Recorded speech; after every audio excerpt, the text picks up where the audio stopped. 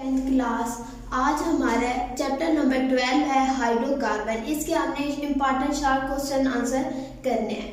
First question क्या है, define hydrocarbon. अब उर्दू वाली साइड पे भी हम साथ साथ करते हैं। पहला क्वेश्चन क्या है, हाइड्रोकार्बन की तारीफ करें।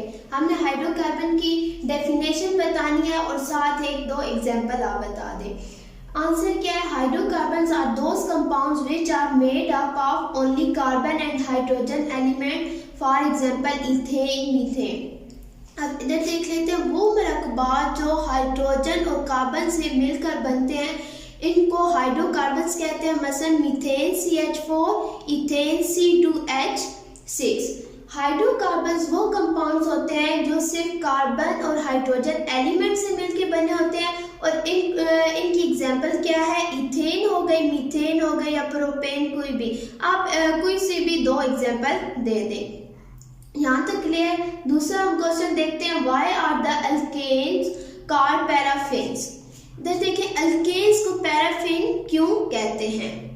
इसका आंसर देखिए, in these compounds all the bonds of carbon atoms are single, that means valency of carbon atoms are saturated, therefore they are least reactive, that is the reason alkenes are called paraffins. Paraffins का मतलब क्या है, para means less and affin means affinity or reactivity. Alkanes में तमाम carbon atoms के दरमियान single bonds होते हैं, जिसका मतलब है कि कार्बन एटम सैचुरेटेड है और इसलिए कम रिएक्शंस होते हैं।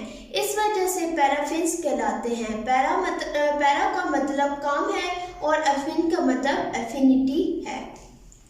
In these compounds, all the bonds of carbon atoms are single. Alkanes वाले जो जितने भी compounds हैं उनके अंदर जो कार्बन टू कार्बन bonds होते हैं वो क्या होते हैं, सिंगल bonds होते हैं। तो इसलिए, और हमें पता भी है कार्बन की वैलेंसी क्या होती है, 4 होती है। तो एक कार्बन एटम, तो इसका क्या मतलब है कि जो एक कार्बन एटम है वो मिलकर 4 टोटल बॉन्ड बनाता है। तो हम कह सकते हैं जो वैलेंसी है कार्बन एटम की वो सैचुरेटेड होती है, क्योंकि carbon to carbon single bond मौजूद होता है और जो सिंगल बॉन्ड है ये ज्यादा स्ट्रॉन्ग बॉन्ड है डबल और ट्रिपल बॉन्ड की निस्बत। Therefore they are called least reactive, इसलिए ये कम रिएक्टिव होते हैं। This is the reason alkenes are called paraffins, इसलिए हम alkenes are called paraffins, इसलिए हम इन्हें पैराफिन्स कहते हैं। पैरा का मतलब क्या है, लेस, एंड एफिन मीन्स एफिनिटी और रिएक्टिविटी, मतलब कि अल्केन्स होते हैं वो कम रिएक्टिव होते हैं क्योंकि carbon to carbon single bond मौजूद होता है और कार्बन की जो वैलेंसी होती है वो सैचुरेटेड होती है, इसलिए हम इसको नाम देते हैं पैराफिन्स का। थर्ड क्वेश्चन देखें, डिस्कस कंबस्शन में limited supply of oxygen.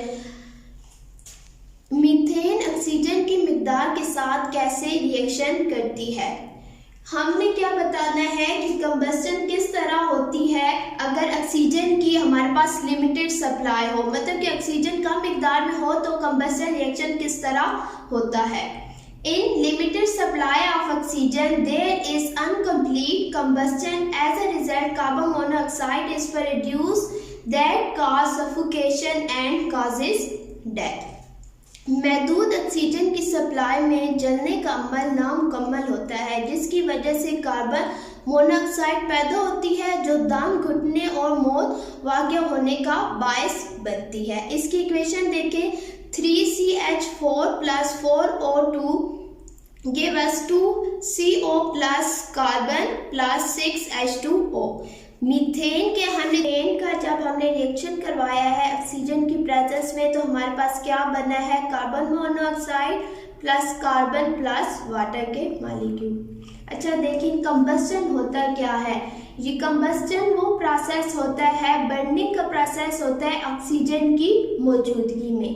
Process of burning in the presence of oxygen, combustion ये होता है। अब हमने बताना है अगर ऑक्सीजन की हमारे पास थोड़ी सी अमाउंट हो तो कंबस्शन का प्रोसेस किस तरह होता है। In limited supply of oxygen, अगर हमारे पास लिमिटेड सप्लाई हो ऑक्सीजन की, देयर इज अनकम्प्लीट कंबस्शन। तो अनकम्प्लीट कंबस्शन हो होगी, मतलब कि मुकम्मल तौर पर कंबस्टन का अमल नहीं होगा, या हम सिंपली कह सकते हैं कि जलने का अमल जो है नामुकम्मल होगा, कंप्लीट जलने का अमल नहीं होगा। As a result carbon monoxide is produced, इस वजह से कार्बन मोनोऑक्साइड प्रोड्यूस होती है, that creates suffocation and causes death. जब बहुत ज़्यादा मिकदार कार्बन मोनोऑक्साइड प्रोड्यूस होगी तो क्या होगा, सफोकेशन काज होती है। सफोकेशन क्या होती है, दम घुटना, ठीक है। तो जब बहुत ज़्यादा हम टाइम तक उस इन्वायरमेंट में रहेंगे तो डेथ भी काज हो सकती है। रिएक्शन क्या है, जब हम मीथेन का रिएक्शन करवाते हैं ऑक्सीजन की प्रेजेंस में, जब हमारे पास लिमिटेड सप्लाई होती है ऑक्सीजन की, तो क्या प्रोड्यूस होता है, कार्बन मोनोऑक्साइड प्रोड्यूस होता है, प्लस कार्बन प्लस वाटर के मॉलिक्यूल, और अनकम्प्लीट कंबस्टन होती है। चौथा क्वेश्चन देखिए, why alkenes are more reactive than alkanes. इधर देखिए चौथा क्वेश्चन, अल्केन्स की निस्बत एल्कीन ज्यादा रिएक्टिव क्यों होते हैं। हमने रीजन बतानी है कि अल्कीन्स जो होते हैं वो ज्यादा रिएक्टिव क्यों हैं अल्केन्स की निस्बत। Alkenes are reactive compounds because electrons of the double bonds are easily available for reaction. So these compounds have tendency to react readily by adding other atoms to become saturated compounds. अब हम उर्दू में देख लेते हैं। Alkyne ज़्यादा reactive होते हैं, इनमें डबल बॉन्ड्स के इलेक्ट्रॉन रिएक्शन के लिए बआसानी दस्तयाब होते हैं। ये कंपाउंड सैचुरेटेड कंपाउंड्स बनने के लिए दूसरे एटम्स के साथ मिलकर बहुत तेजी से रिएक्ट करने का रुझान रखते हैं। नतीजतन डबल बॉन्ड सिंगल बॉन्ड में तब्दील हो जाता है, जो कि ज़्यादा मुस्तहकम होता है। अच्छा देखें, अल्कीन जो है ज़्यादा रिएक्टिव होते हैं, क्यों होते हैं, क्योंकि जो डबल बॉन्ड के इलेक्ट्रॉन्स होते हैं वो रिएक्शन के लिए इजीली अवेलेबल होते हैं।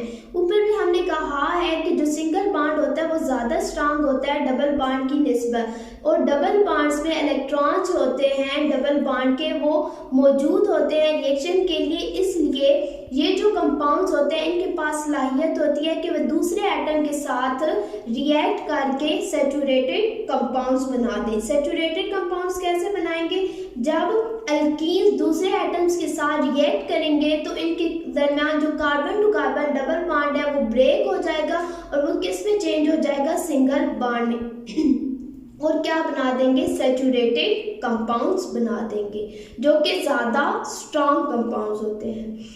पांचवा क्वेश्चन देखें, write down the general formula of alkane and alkyne.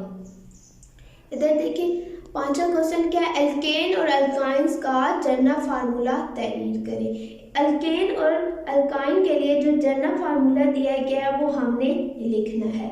General formula of alkane equal to CnH2n+2। इस फार्मूले के यूज़ करके हम इस क्लास के मुख्तलिफ मेंबर्स का फार्मूला निकाल सकते हैं। इधर देखिए, general formula of alkyne equal to CnH2n-2। 10th class आपने डिफरेंस अच्छी तरह याद रखना है। जो अल्केन का जनरल फार्मूला है वो क्या है, CnH2n+2 है, और अल्काइन का जनरल फार्मूला क्या है, CnH2n-2। दोनों में सिर्फ फर्क ये है कि 2n+2 है अल्केन के केस में और अल्काइन के केस में 2n-2 है। तो ये डिफरेंस आपने अच्छी तरह याद रखना है। छठा क्वेश्चन देखिए, define hydrogenation, give example. Hydrogenation की डेफिनेशन बतानी है और साथ एक एग्जाम्पल बतानी है। इधर देखिए, हाइड्रोजिनेशन से क्या मुराद है, एक मिसाल भी दें। यहाँ पे भी डेफिनेशन बतानी है और एक साथ एग्जाम्पल दे देनी है हमने। अच्छा, हमने सबसे पहले देखना है कि हाइड्रोजिनेशन क्या होती है। हाइड्रो लफ्ज़ निकला है हाइड्रोजन से। हाइड्रोजिनेशन मतलब के एडिशन ऑफ हाइड्रोजन। देखिए, hydrogenation means addition of molecular hydrogen to an unsaturated hydrocarbons. क्या होता है हाइड्रोजिनेशन, एडिशन होती है हाइड्रोजन की किसके अंदर, अनसैचुरेटेड हाइड्रोकार्बन्स के अंदर। हमने ऊपर देखा है हाइड्रोकार्बन्स क्या होते हैं, वो कंपाउंड्स होते हैं जो सिर्फ कार्बन और हाइड्रोजन से मिलकर बने होते हैं, और दूसरा अनसैचुरेटेड हाइड्रोकार्बन्स मतलब के वो हाइड्रोकार्बन जिनमें carbon to carbon double bond मौजूद होता है, ठीक है, तो वो कहलाते हैं अनसैचुरेटेड हाइड्रोकार्बन। हम अब देख लेते हैं हाइड्रोजनेशन क्या है। Addition of hydrogen in unsaturated hydrocarbons in the presence of catalyst. Catalyst कौन कौन से हैं? Nickel and platinum to form saturated compounds. Hydrogenation का रिएक्शन हम कर रहे हैं, इसकी डेफिनेशन हमने पढ़ी है, क्या होती है? एडिशन होता है हाइड्रोजन का अनसैचुरेटेड हाइड्रोकार्बन्स के अंदर निकल कैटलिस्ट की प्रेजेंस में, और वो किस में चेंज हो जाते हैं? सैचुरेटेड कंपाउंड्स में, या हम ये कह सकते हैं कि सैचुरेटेड कंपाउंड्स बना देते हैं।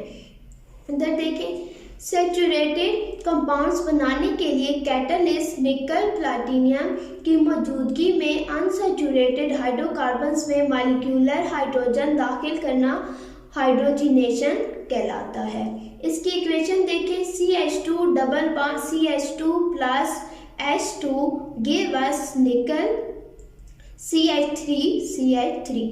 हमने इथीन का रिएक्शन करवाया है हाइड्रोजन के साथ, और या हम कह सकते हैं कि हमने इथीन की क्या है? हाइड्रोजनेशन करवाई है, किसकी प्रेजेंस में? निकल की प्रेजेंस में, और उससे क्या बना दिया है? इथेन। यहाँ पे भी देख लें, CH2 डबल बॉन्ड CH2, ये कार्बन टू कार्बन जो डबल बॉन्ड है वो ब्रेक हो जाता है। इन दोनों कार्बन के अंदर एक एक हाइड्रोजन जो है वो ऐड हो जाती है, और ये क्या बन जाता है? पहले क्या होता है? CH2 होता है, एक और हाइड्रोजन ऐड होगी तो CH3, और इस साइड पे भी carbon to carbon single bond, और इस साइड पे क्या बन जाएगा? CH3।